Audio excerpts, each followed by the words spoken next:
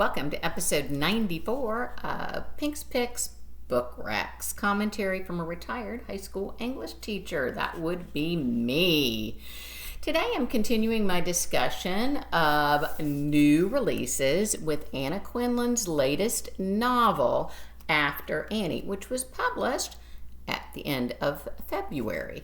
At 285 pages, it is an easy read despite its difficult subject matter.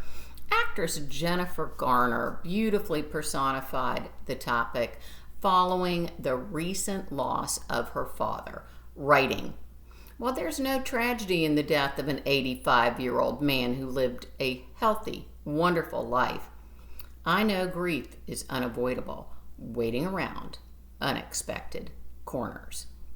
Conversely, Quindlen depicts character Annie Brown's passing as a tragedy. At only 37, she dropped dead of an aneurysm, leaving behind an adoring husband and 4 children. After Annie focuses on how and when, just as Garner poetically put, grief surprises, stuns, and sometimes stymies 3 of Annie's survivors and are rotating narrators: Bill, her husband, Allie, her 13-year-old daughter, and Annemarie, her best girlfriend since first grade. Quindlen begins with an epigraph by poet M.S. Merwin, which is perfect for this story. It doesn't always work out that way. It is. "Your absence has gone through me like thread through a needle. Everything I do is stitched with its color." She then divides the narrative into sections named for seasons, which follow Annie's death. The structure strengthens the story and resonates with the reader because it's human nature to measure time as it relates to incisive loss. Who among us has mused, "I can't believe that just a month ago she was still with us"? Or, "How have I survived an entire summer without him?" Initially, Bill, Allie, and Marie are all floating in some in between where nothing seemed real and nothing seemed right. Bill, suddenly a single father, felt like a visitor in his own life without map or guidebook.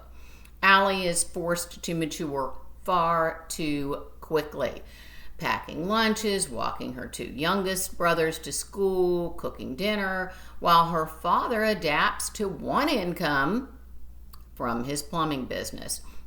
As most students with challenges at home do, she likes the order and predictability of school.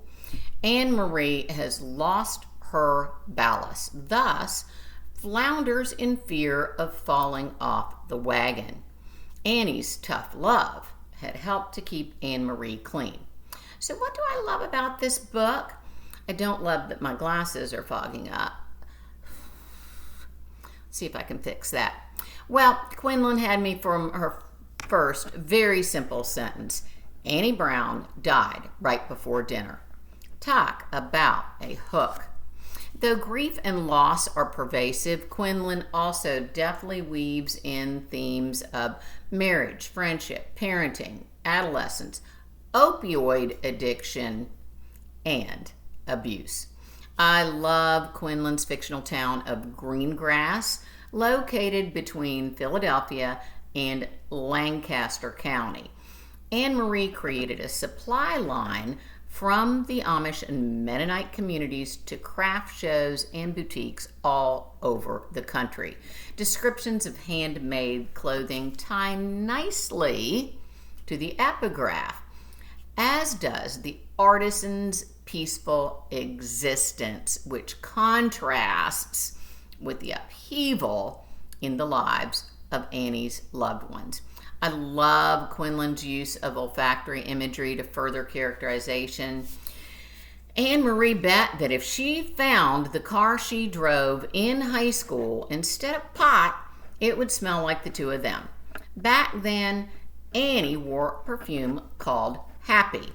Annemarie Opium. Every time she thought of that, she shook her head. Happy and opium. There it all was, the story of their lives in 2 words.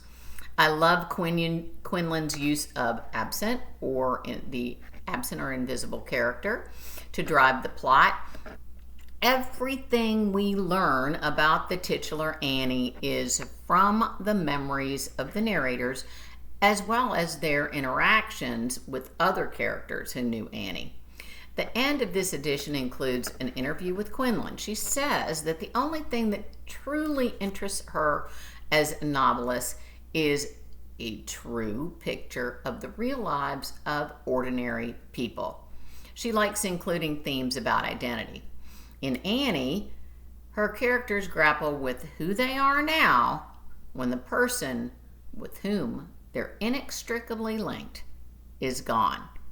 I love that Quindlen dedicates this book to her own mother, who sadly died of ovarian cancer when Quindlen was just 19. I give After Annie a well-deserved A.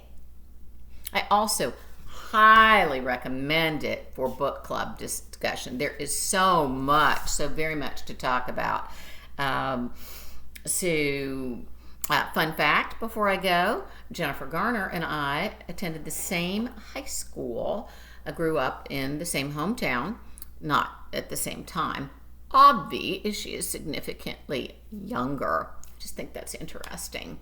With that, until next time, stay safe, make good choices, and do your homework.